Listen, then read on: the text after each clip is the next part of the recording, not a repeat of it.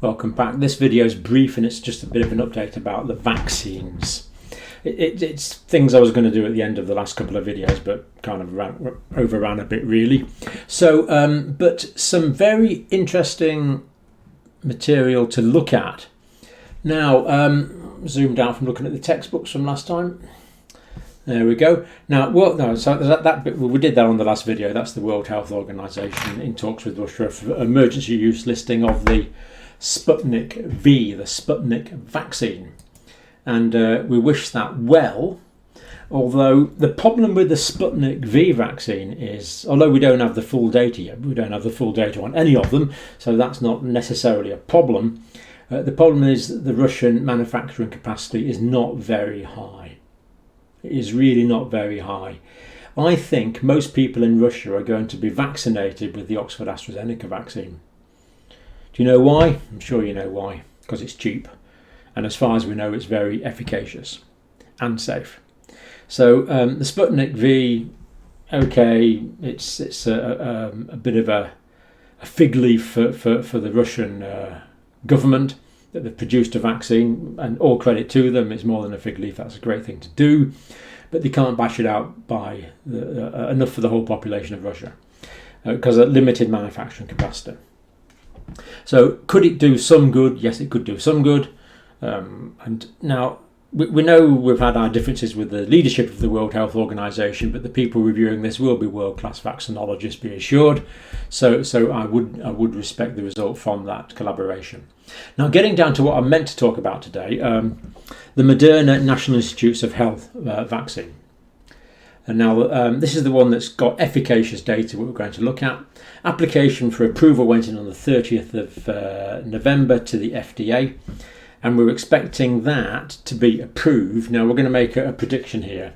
I'm expecting approval, which I can't spell because I'm thinking about it, but I expect that to be approved on the 18th of December 2020. So that is a prediction, and I expect it to roll out on the 19th of December is when I expect that to start. So the first people should be vaccinated on the 20th of December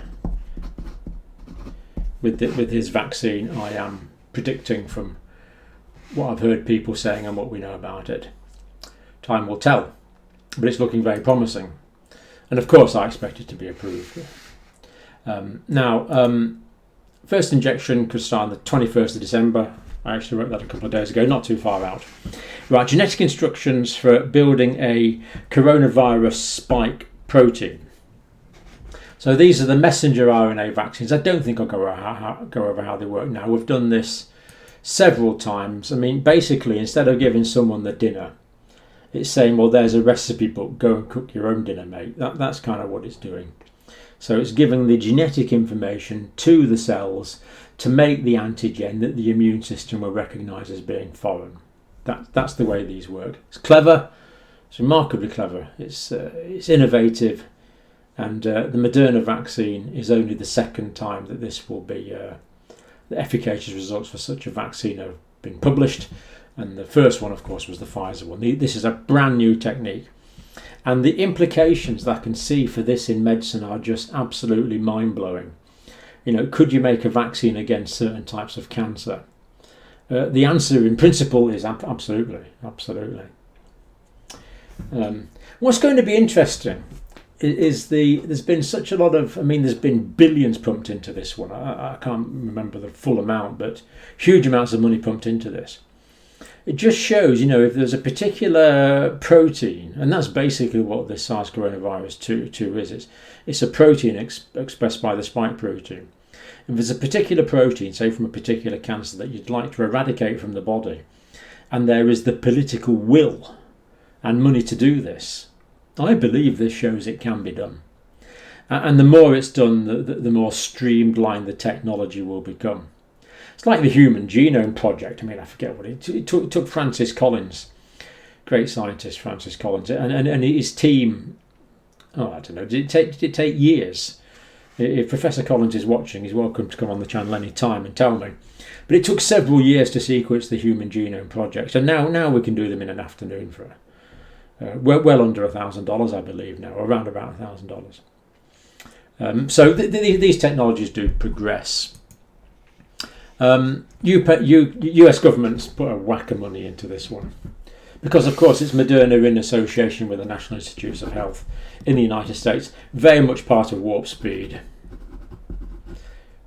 Warp Speed. Now, when Warp Speed was first announced, me, being cynical, said, of course, warp drives are science fiction. So I must apologise for that. I am genuinely, seriously impressed by how quickly this has been done. This has been a bit of a Manhattan project, really.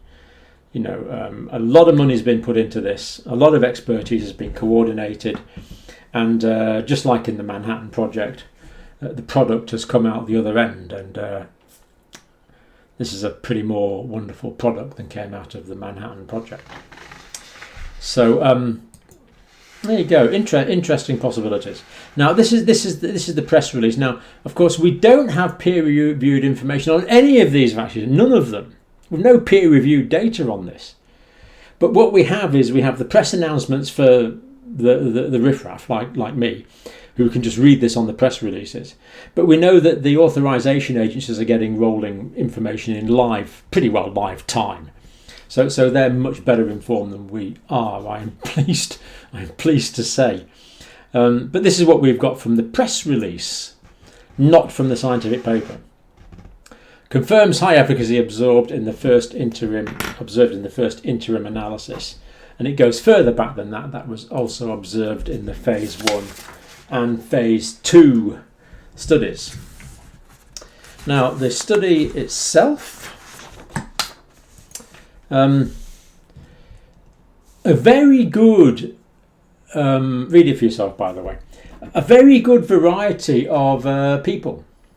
So it's not all fit young men or all fit young women by any means in the trial. So the trial data is good. 7,000 people in the trial over the age of 65. And amazingly, the efficacy in the over 65 seems to be just as good as the efficacy in young people. And this seems to be the case for all of these SARS coronavirus 2 vaccines. It's amazing. It's almost as if this vaccine was designed to be able to produce a highly efficacious vaccine against it. I remember in the early stages of the pandemic, back in March, I think it wasn't Chris Whitty, it was the other one. What's his name? Can't remember his name now. The chief scientific officer. Anyway, he said, well, he was asked about the vaccine. He said, well, we'll probably end up with something.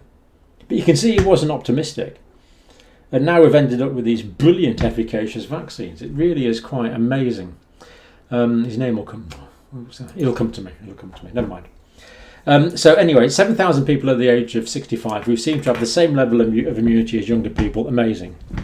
5,000 people under the age of 65 but with high-risk chronic disease. Now, the people that were admitted to the trial, as I understand this, had stable chronic disease, but nevertheless they had chronic disease.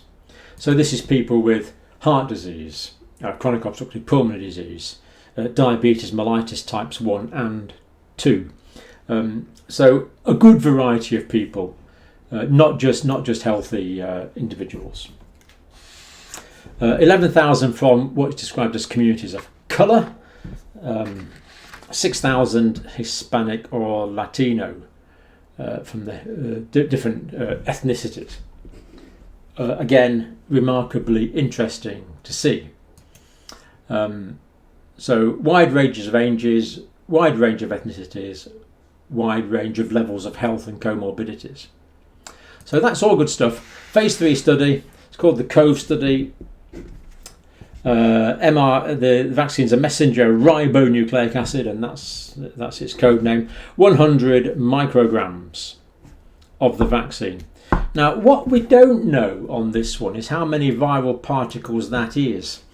I suspect, or how many particles. It's not viral particles. How many? So what this vaccine is, it's the RNA. It's the RNA like that. And it is surrounded. Now, the RNA itself won't dissolve easily in fat, so it's surrounded by a fatty membrane in the vaccine. So I assume there's about 100 billion of these, or 200 billion of these in the 100 micrograms. That's what we don't know. Now, the reason that this is fatty, they put the RNA in this fatty vesicle or vacuole, is so that when it comes to the cells of the body, so that there's the cell it needs to get into there, for example. This could be a muscle cell in the arm, or it could be an antigen presenting cell, an APC in the lymphatic system.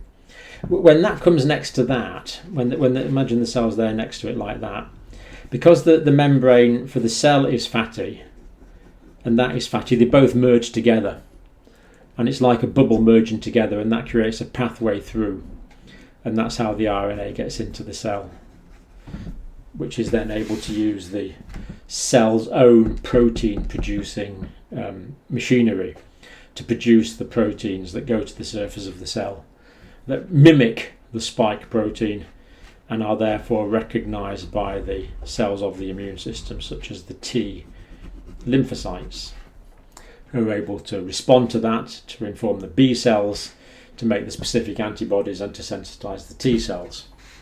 So probably about I'm guessing, but probably about 100 billion or so of these particles. Not really. Well, I suppose they are particles, really.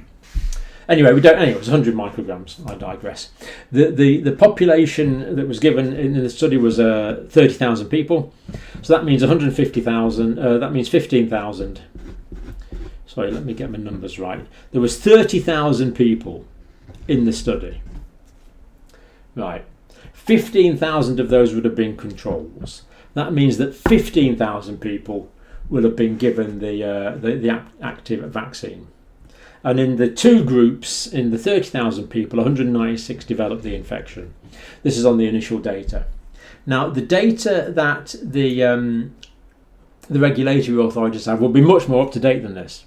There just hasn't been a new press release. So they probably got another 50 or 60 cases they're now looking at.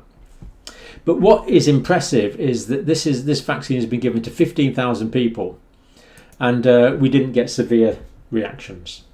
So 15,000 people have had it and they are doing well.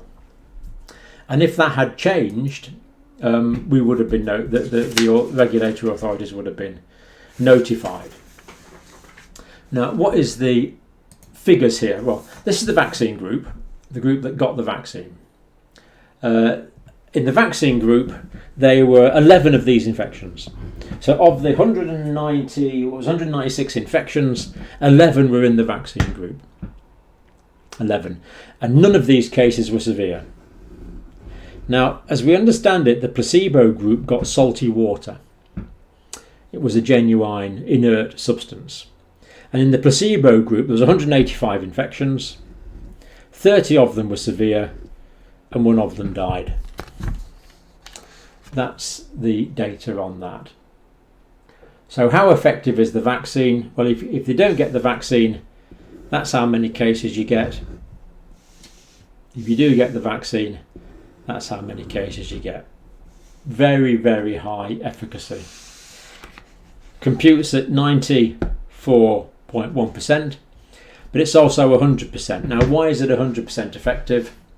Well, so far, no one who was given the vaccine got very sick, and no one who was given the vaccine died. Therefore, this vaccine has offered 100% protection against severe disease and death so far.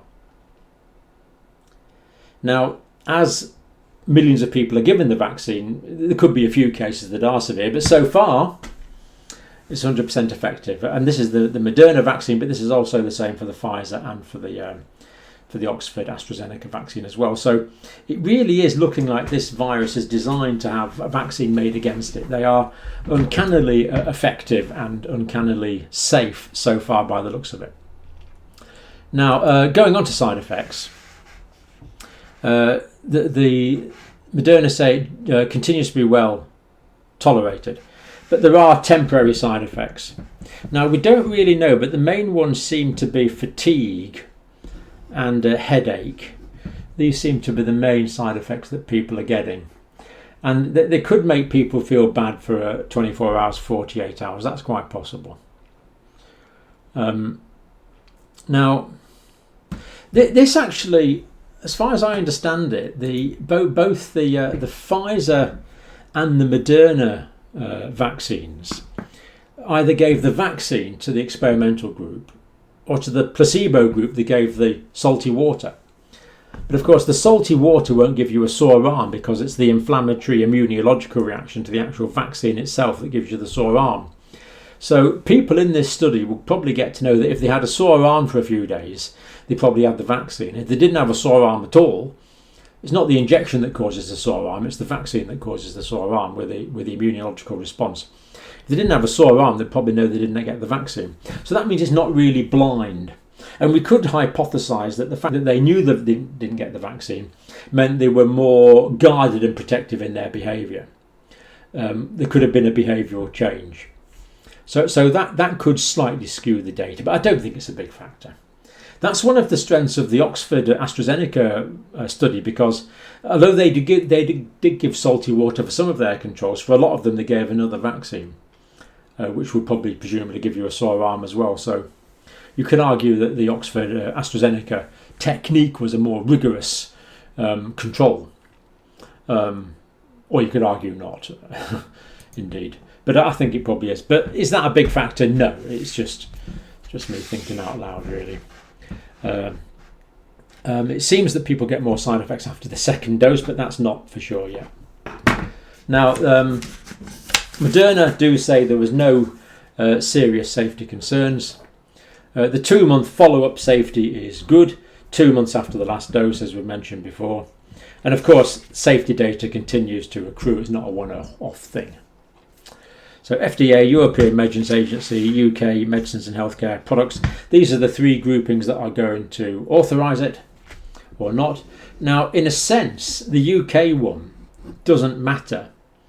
If we authorise this tomorrow, it's a glorious irrelevance, because in the UK we're not getting any supplies of the Moderna till March at the earliest. So I suspect we will authorise this for use fairly soon, but it don't matter because we haven't got any. Basically, we came to the party late on the Moderna National Institutes of Health vaccine, unfortunately. But they are getting quite a few in Europe and, of course, in the United States. As we've said, 20th, 21st of December, people will be getting it. If not, I will be on and apologise that I got it wrong. But I don't think I will. Hopefully I'll be on saying we celebrate the arrival of the vaccine. I suspect I will. Hopefully. Rolling reviews, FDA meeting, 17th. We now expect the meeting, to update this, we now expect the meeting of this to be on the 18th. And the meeting could be on the 17th and the announcement on the 18th. That's probably the way it's going to work. Who's going to get it first? So August the 11th. Oh no, sorry. First served is who's going to get the vaccine first. Which countries are going to get it first? That's what I meant there. So August the 11th, the United States paid $1.5 billion for 100 million doses. So they've already put their money down. The European Union likewise have got 80 million doses coming, and then a further 80 million on option. And the UK's got a total of 7 million doses, but not till March. So first it will be rolled out in the United States. Very shortly after that in the European Union. Not quite second then, or 1.5. And then a lagging third in the UK will be getting it in March, April, because we didn't really back that horse. That's how that's being rolled out. Also, Canada, Japan, Qatar, Switzerland, Singapore and Israel have got some dabs on this, and we're getting ours in March. Now, we know we're just waiting for the Oxford AstraZeneca results, or the authorization rather. We know we've got the results. We're waiting for the authorization from the UK authorities. We're expecting that in the next weeks. Can't really say more accurately than that. But one that's coming up fast and is a very interesting vaccine is the Johnson & Johnson vaccine. It's in phase 3 trials now. This is Johnson & Johnson in collaboration with the Beth Israel, that place, I think it's in Beth Israel Deaconess Medical Centre. I get a feeling it's in Massachusetts. Anyway, it's in the States somewhere for sure. US government has paid under $500 million for development, so it's still quite a lot of money, well, a heck of a lot of money. It's an adenovirus vector called adenovirus 26. So it's not an mRNA vaccine. It's not like the Pfizer. It's not like the Moderna. It is similar to the Oxford and the Oxford AstraZeneca one. It's based on an adenovirus vector to take the antigen into the body. They've used it before for Ebola, so that's a very trusted technology. Phase 3, one dose started with 60,000 people on the in September, and then they also started another trial on November the 16th with 2 doses. So in other words, this Johnson & Johnson vaccine, they're doing a trial with 60,000 people, giving them 1 dose to see if that works. They're also experimenting with a 2-dose strategy. So if the 1-dose one works, that would be wonderful, because all of the other vaccines so far, well, the Pfizer, the Moderna and the Oxford AstraZeneca, they all require 2 doses. This one may, it's looking like, only require 1 dose, although the fact that they've started experimenting with 2 doses on the 16th of November makes me somewhat concerned that they might not be getting the tentative efficacy that they're looking for with 1 dose, but we simply don't know that yet. But it still could be that it's a 1-dose vaccine, which would be pretty fantastic. You know, really, if you think about it, if you've got a 2-dose vaccine, it doubles the logistical effort. 1-dose vaccine, much easier. And with it being an adenovirus vaccine, I don't know this for sure yet, but I strongly suspect, like the Oxford AstraZeneca vaccine, it can be transported and stored at 2 to 8 degrees centigrade. So a normal fridge temperature, 2, 3, 4, 5, 6, 7 degrees centigrade, just above freezing. So that would be like 34 to sort of 40 Fahrenheit or something like that. Make the logistics so much easier that you can just store it in a normal refrigerator. Much easier. So that is coming. The results should be reported on that, but not till mid-January. So I'm afraid we're probably going to have to wait 6 weeks to get the efficacy data on that. The bookings for the Johnson & Johnson, US has ordered 100 million doses. European Union has ordered 200 million doses, and they can produce 1 billion doses in 2021. So 100 million to the States, 200 million to the EU, and they can produce 1 billion doses in 2021. So we can see that in a few months' time we're going to be flooded with vaccines. We're going to have a choice, and we can decide the vaccine that's best for individuals. We're not there yet. We haven't even got the first one going yet. We've got this winter to get through. And this optimism must not affect the way we behave for the next few months. It really must not. Although it does mean that anyone who wants the vaccine in the Western world will have it by next autumn, next fall. Late summer, everyone should be vaccinated who wants it. The ones that don't will not be mandated to have it, but I'm just reading, so Qantas Airlines is going to require a vaccine certificate. Vaccination is probably going to be required for visits to quite a few countries. That's not new. You need a yellow fever vaccine to go to quite a few African countries as it is. There's nothing new in that. A vaccination certificate may be necessary for some forms of occupation. There are moves to have a vaccination certificate on your phone. So people will be able to opt out of vaccines, but that will influence what they're able to do. But it won't be mandated, but people that don't get it might find their lifestyles curtailed by other regulations. Okay, so I just wanted to do that, bring us a bit more to date on vaccines. Was I going to say anything else? Probably, but I can't remember. That'll do for now.